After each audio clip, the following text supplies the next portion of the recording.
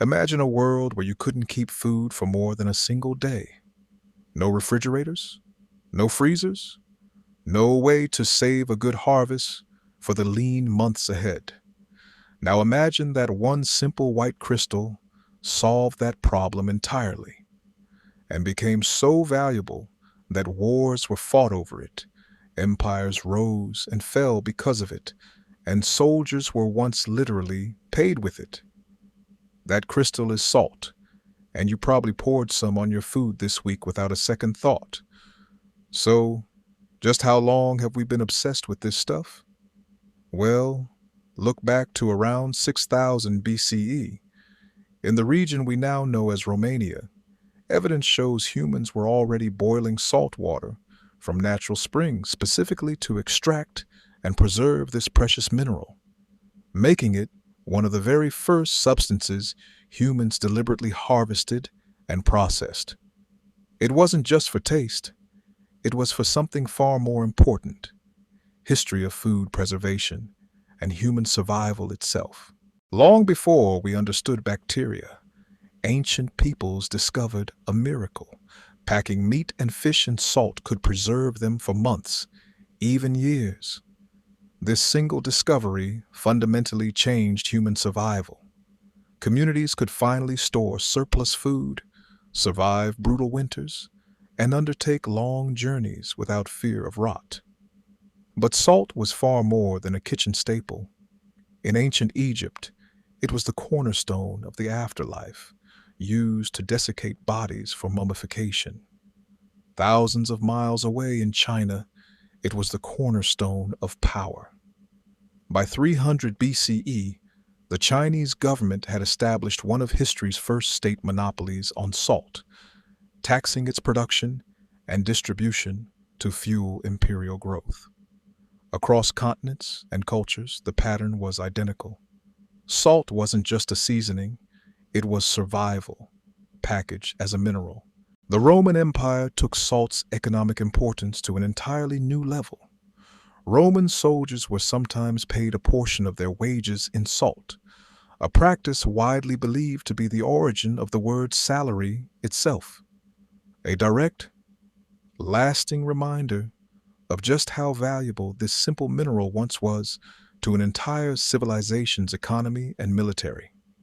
Rome built the Via Salaria, literally the Salt Road, a major highway constructed specifically to transport salt from coastal production sites to the capital.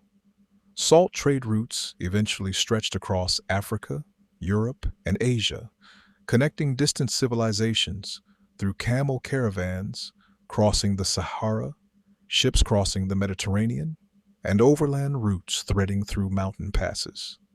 In West Africa, salt became so scarce and valuable in certain regions that it was genuinely traded pound for pound against gold. An almost unbelievable fact today, but one that speaks directly to how differently our ancestors valued the things that kept them alive. Because salt was so essential and so easily controlled at production sites, it became one of history's most heavily taxed and fought over commodities. Medieval European kingdoms imposed brutal salt taxes, most famously France's gabelle, a tax so despised by ordinary citizens that historians consider it one of the direct grievances fueling the French Revolution in 1789. Salt taxation and control sparked conflict far beyond Europe as well. In colonial India, the British Salt Acts made it illegal for Indians to produce or sell their own salt, forcing them to buy it from British-controlled sources instead.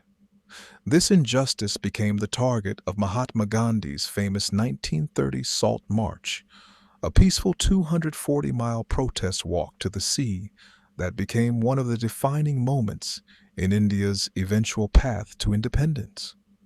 A simple white mineral had, across multiple continents and centuries, become powerful enough to spark revolutions and independence movements entirely on its own.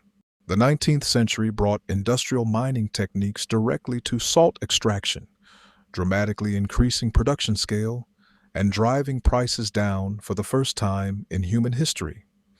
Massive underground salt mines and large-scale evaporation operations replace small, labor-intensive coastal boiling sites, and salt gradually transformed from a precious fought-over commodity into an affordable, widely available staple. Alongside this industrial shift, refrigeration technology began emerging in the late 19th and early 20th centuries, fundamentally changing why humans needed salt in the first place. For thousands of years, salt's primary value had been food preservation. Once mechanical refrigeration made that role largely unnecessary, salt's importance shifted almost entirely toward flavor, industrial chemical uses, and eventually, something nobody in the ancient world could have predicted: de-icing roads in winter.